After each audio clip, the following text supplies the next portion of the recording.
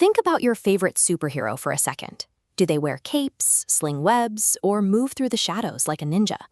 America has real-life heroes whose historical deeds often outshine what you see in comic book movies.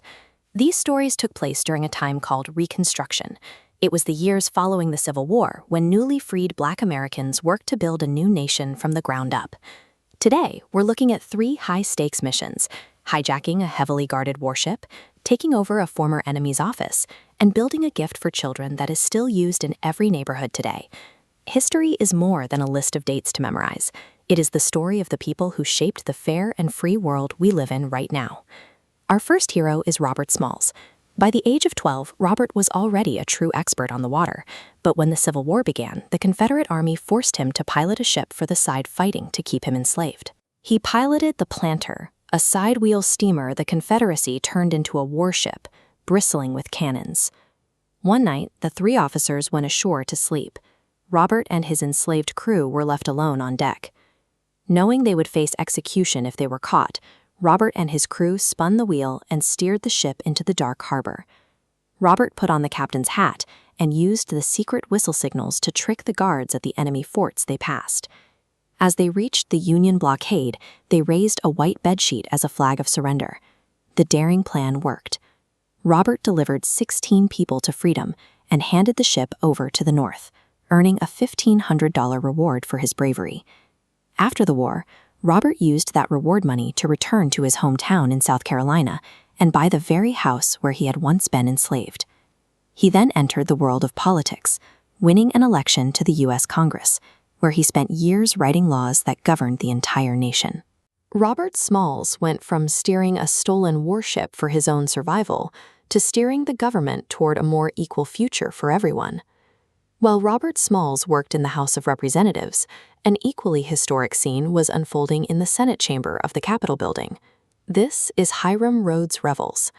A traveling preacher, he recruited 2 entire regiments of Black soldiers to fight for the Union during the Civil War. In 1870, the Mississippi State Legislature voted 81-15 to send Revels to Washington, D.C. to represent them in the United States Senate. Despite facing heavy opposition from Southern Democrats, the Senate voted 48-8 to seat him, making Hiram Revels the first African-American senator in U.S. history.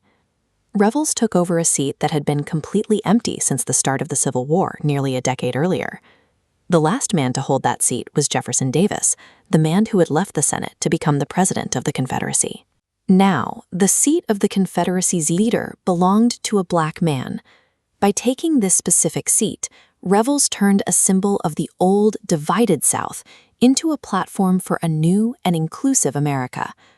Across the South, over 2,000 African-American men were elected as mayors, state lawmakers, and congressmen during this era.